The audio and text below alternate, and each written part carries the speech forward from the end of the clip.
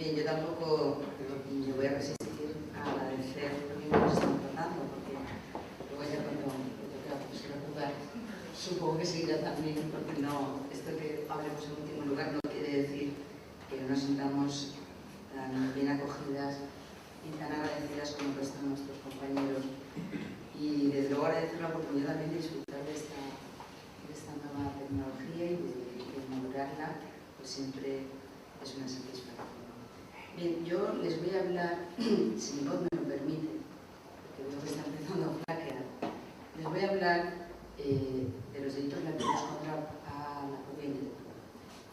Lo que ocurre es que hablar de los delitos relativos a la propiedad intelectual, pues lo mismo que a mi compañera podría suponer estar aquí pues, toda la tarde, cosa que me imagino que no están dispuestos ninguno de ustedes. Entonces, lo que sí que he hecho ha sido seleccionar de alguna manera un caso concreto que puede plantear algunos problemas interpretativos y sobre todo de deslinde entre lo que es la aplicación del orden civil y el orden penal en estas figuras, que yo creo que es una de las figuras que mayores problemas de desplazamiento pueden plantear, e intentar pues, ver un poco cuál es su regulación y cuál es la nuestra y cómo hemos solventado este problema. Bien, los delitos contra la propiedad intelectual en el Código Penal Español han sido reformados en virtud de la Ley Orgánica 15/2003 del 23 de noviembre. Esta ley, según se establece en su exposición de motivos, lo que pretende es modificar los preceptos encaminados bajo esta rúbrica con la finalidad de mejorarlos técnicamente y de solventar algunos de los problemas interpretativos que plantean. Los problemas técnicos interpretativos que se planteaban en la antigua regulación del Código creo que son muy similares a los que se pueden plantear en la regulación que ustedes tienen en su legislación en la Ley 11.723, en los artículos 71, 72 y 72 bis. La regulación de los artículos 71, 72 y 72 bis, si bien no es idéntica a la de nuestros 500 y pico anteriores, sí que presenta ciertos paralelismos. Entre otros, por ejemplo, su artículo 71 no hace ninguna referencia al ánimo de lucro, contiene una conducta tan amplia como que será reprimido con la pena establecida en el 172, que si no he entendido mal es el delito de estafa, al que de cualquier manera y en cualquier forma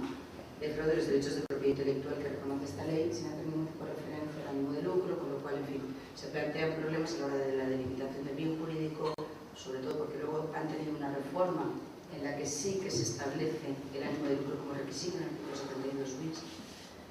y además con un concepto tan amplio que puede caber cualquier tipo de conducta defraudatoria, y esto plantea un problema de solapamiento importante entre lo que es la infracción administrativa, mercantil o civil, lo que es la infracción penal. Bien, nosotros con la ley se nos planteaban problemas similares. Con la ley 15/2003 se rige ya de copias ilícitas, de CDs de música, de vídeo o de programas de ordenador o de cualquier otro, se sigue planteando cómo deslindar qué acciones son punibles y qué acciones serían simplemente sancionadas por otros órdenes jurídicos. Les decía que la primera cuestión, la relativa al bien jurídico, creo que sí que queda solventada con la reforma que realiza el artículo, con la reforma que realiza la Ley Orgánica 15/2003,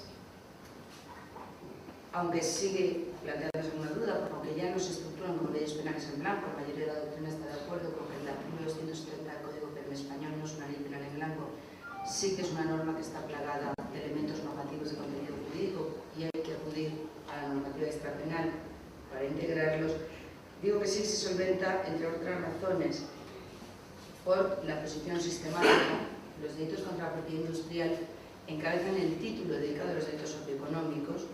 En nuestro código tiene una regulación conjunta de los delitos contra la propiedad y delitos socioeconómicos, una regulación conjunta disjunta, porque vienen bajo la misma rúbrica, pero hay una separación muy clara entre lo que son los delitos patrimoniales clásicos y lo que son los delitos socioeconómicos,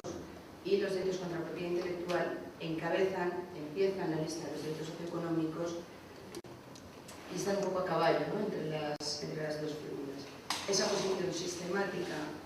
junto a la exigencia en nuestro Código Penal de que los delitos contra la propiedad intelectual se cometan con ánimo de lucro y en perjuicio de tercero, nos hace pensar que estamos en presencia de la tutela de un bien jurídico de contenido patrimonial y no de los derechos morales de autor, como sí que se planteaba en otro momento, y cómo puede llevar a pensar si integramos lo dispuesto en el artículo 270 del Código Penal con las previsiones del artículo 2 de la Ley de Propiedad Intelectual. Nuestra Ley de Propiedad Intelectual, en su artículo 2, dice que la propiedad intelectual está integrada por derechos de carácter personal y patrimonial que atribuyen al autor la plena disposición y el derecho exclusivo a la explotación de la obra, sin más limitaciones que las establecidas por la ley. Bien, si entendiéramos que el 270 es una letra en blanco y nos olvidáramos del principio de subsidiariedad, tendríamos que hablar no solo de derechos económicos, sino también de derechos de contenido moral. Sin embargo, como les decía, el argumento sistemático, los elementos de ánimo de lucro y perjuicio de tercero, junto con esta estructura no de ley penal en blanco, sino de ley plagada de elementos normativos, nos hace pensar que el tema del bien jurídico lo tenemos solventado y vamos a castigar cuando se produzca una lesión patrimonial, lo cual ya reduce, y mucho, el ámbito de aplicación de los preceptos. Ya no reduce el ámbito de aplicación de los preceptos. La segunda cuestión que les decía que podía plantear o suscitar dudas en la normativa anterior a la reforma del 2003 y que creo que se ha solventado, pero no para todos los casos, es la relativa al deslinde entre el orden civil y el orden penal. Les decía que precisamente esa naturaleza de ley penal en blanco o de norma con elementos normativos de contenido jurídico nos hace dudar por varias razones. En primer lugar, nuestro artículo 270 castiga a aquel que con ánimo de lucro y en perjuicio de tercero reproduzca, plagie, distribuya o comunique públicamente. Cuando nosotros nos enfrentamos al problema de la venta ilegal callejera de CDs, de música, vídeo, ordenador, etc., fenómeno que nosotros denominamos top manta o top mochila, en función de si los discos quedan expuestos en la calle con una manta o son portados en una mochila por el vendedor ambulante. Es decir, que el problema que se nos plantea es si lo podemos castigar o no lo podemos castigar a través del concepto de distribución. Reproducir, no; plagiar, no; distribuir, sí. ¿Qué sería el equivalente a la exigencia de venta que ustedes también tienen en su normativa? En el artículo 72, dice, sin perjuicio de la disposición general, esta tan amplia y tan abierta del artículo anterior, también se establecerá la pena al que edite, venda o reproduzca. Por lo tanto, la venta vendría un poco a equipararse al concepto de distribución. La pregunta es, ¿está distribuyendo aquel sujeto que en medio de nuestras calles está ofreciendo esta mercancía? Bien, la jurisprudencia en España es vacilante, depende, es competencia. Estos delitos se enjuician en primera instancia por los juzgados de lo penal y después del recurso se plantea ante las audiencias, nunca llegan al Tribunal Supremo, y por lo tanto depende de la ciudad en que te encuentres, la jurisprudencia se va a pronunciar de una manera y de otra. Yo, sin pretender establecer ningún tipo de quiebra en el grupo, he seleccionado la jurisprudencia de la Audiencia Provincial de Cataluña y la jurisprudencia de la Audiencia Provincial de Madrid como las dos más significativas en esta materia. Pues en Barcelona básicamente se tiende a la despenalización, en Madrid se tiende básicamente a la punición. No es por nada, no sé cuál es la razón, pero en fin, esto ocurre así. En Valencia tenemos un problema de dicotomía, porque mientras que la Sala intenta condenar, y de hecho condena, el presidente de Sala siempre hace voto particular diciendo que no está de acuerdo con la condena. Entonces, somos el tertium genius. Imagínense la inseguridad jurídica que esto genera. Por lo tanto, me gustaría analizar cómo es posible llegar a esta jurisprudencia vacilante y cómo podemos solventar el problema. Bien, si atendemos al concepto de distribución que da la Ley de Propiedad Intelectual, veremos que se entiende por distribución la puesta a disposición del público, del original o de las copias de la obra en un soporte tangible mediante su venta, alquiler, préstamo o de cualquier otra forma. Bien, desde luego, según este concepto y la jurisprudencia de la Audiencia Provincial de Madrid, el mero ofrecimiento de la obra ya supone consumación del delito, porque habla de la distribución, la puesta a disposición del público, del original o de las copias, en un soporte tangible y demás. Desde luego, esto sería así si tuviéramos que considerar el artículo 270, y no necesariamente ponemos luego una ley penal en blanco, en la que, sin más, hacemos una transposición del precepto, cosa que tampoco tendría por qué ser, aun cuando fuera una ley penal en blanco. Por otro lado, no hay que olvidar que el derecho penal pues, tiene un carácter autónomo y, por tanto, es libre para establecer sus propias definiciones y sus propios conceptos. Pero, y podríamos adoptar otro concepto de destrucción, no necesariamente vinculado a la norma civil de propiedad intelectual. Pero aunque fuera así, aunque estuviéramos vinculados por lo dispuesto en el artículo 19 de la Ley de Propiedad Intelectual, desde luego el mero ofrecimiento, sin más, el mero estar allí puestos con las obras, no puede suponer la consumación del delito, a pesar de lo que ha entendido la Audiencia Provincial de Madrid, que además en pleno se ha reunido para dictar un acuerdo porque había alguna sección discrepante, y dicho no. El mero ofrecimiento es delito y tenemos todos que castigar. Bien, desde mi punto de vista, desde luego, no puede ser así, incluso aunque adoptáramos el concepto de la Ley de Propiedad Intelectual, por varias razones. Bien, en primer lugar, el artículo 270, tal cual viene redactado en nuestro código, ni es un delito de peligro, ni es un delito de mera actividad, sino que es un delito de resultado. Algunas sentencias de la Audiencia Provincial de Madrid han fundamentado sus condenas hablando de esto, de un peligro para la propiedad, es un delito de mera actividad, basta con el mero ofrecimiento, pues mire, no. Y no es un delito ni de peligro ni de mera actividad, entre otras cosas, porque se exige ánimo de lucro y se exige perjuicio. Se exige perjuicio. Y por lo tanto, al haber una afectación real, hay que dotar de contenido antijudicial material de la conducta para poder condenar en estos casos. Tenemos otra razón más. Si realizamos una interpretación sistemática del artículo 270, que castiga estas conductas contra la propiedad intelectual, y el artículo 273, donde se regulan las conductas atentatorias contra la propiedad industrial, porque nosotros distinguimos, somos de los pocos países, normalmente se habla de propiedad intelectual y propiedad industrial, y nosotros distinguimos intelectual e industrial. Bien, pues si hacemos esta comparación veremos cómo en el artículo 273 expresamente se habla del ofrecimiento. Por lo tanto, si el legislador así lo hubiera querido, en el 270 también hubiera incluido este tipo de conducta y no lo hemos. Pero es que además resulta fundamental, cuando nos encontramos ante la disyuntiva de aplicar el orden civil o el orden mercantil, cualquier otro orden jurídico distinto del penal y el penal, cuando nos encontramos ante esa disyuntiva, resulta fundamental atender a la gravedad de la conducta. Es uno de los elementos esenciales que nos va a permitir valorar una proporcionalidad correcta e incluir los casos de punición solamente aquellos que sean especialmente graves. ¿Cuáles son los elementos que nos permiten valorar la gravedad de la conducta? Bien, son dos: el ánimo de lucro y el perjuicio de tercero. Evidentemente, si interpretamos el ánimo de lucro, como se puede interpretar en los delitos patrimoniales clásicos, cualquier tipo de beneficio que obtengamos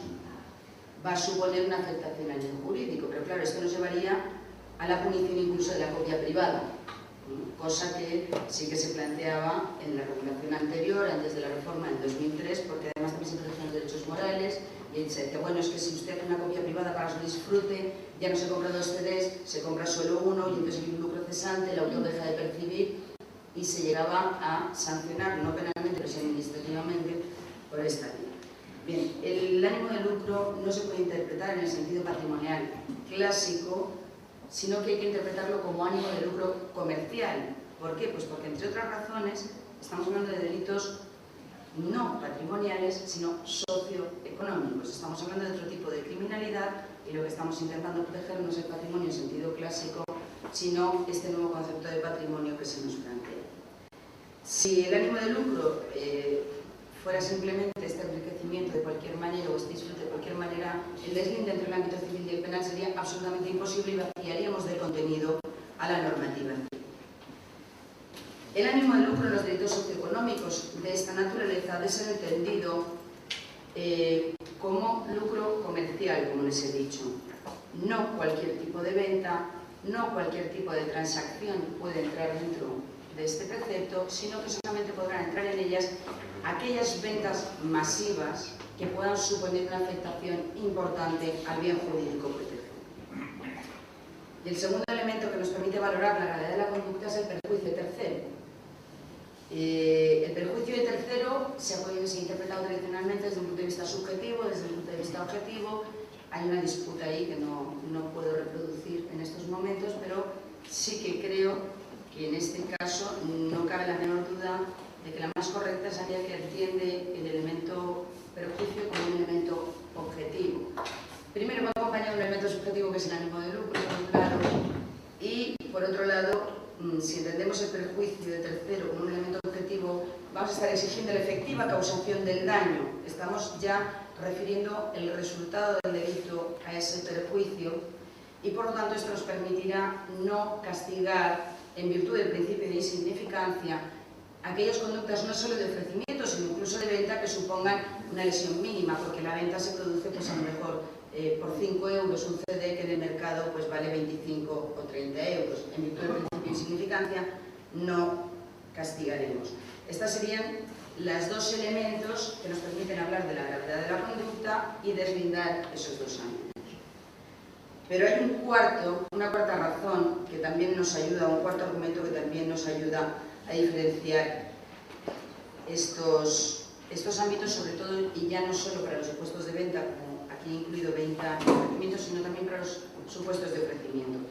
Fíjense que el propio artículo 19 exige, para hablar de distribución, la puesta a disposición del público del original de las copias de la obra en un soporte tangible mediante su venta, alquiler, préstamo o de cualquier otra forma.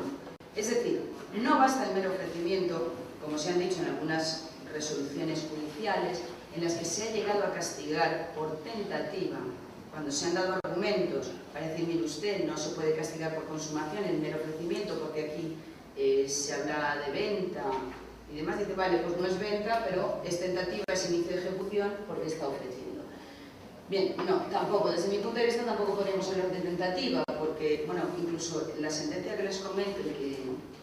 no me voy a entretener con ella, es una sentencia en la que ni siquiera había el mero ofrecimiento porque era un señor, además normalmente pues estamos hablando de inmigración ilegal, un señor que portaba en una mochila los CDs, ni siquiera los tenía expuestos, no estaba ofreciendo, estaba también era portar, sin más. Bien, la Audiencia Provincial de Madrid ha condenado en este caso diciendo que era tentativa porque se podría imaginar que el señor seguramente estaba pensando en ofrecerlos para luego venderlos. Bien, el ponente y la sala que firma la sentencia desconoce que el pensamiento no delinque de momento, todo puede llegar. Termino en 2 minutos, gracias. Pero es que no ha habido actos ejecutivos, como mucho podríamos hablar de actos preparatorios, como mucho, pero ni siquiera son actos preparatorios y si lo fueren no están castigados en este momento. Bien, y si por todas estas razones no fueran suficientes para evitar la condena en estos casos y sancionar por vía civil, sin más,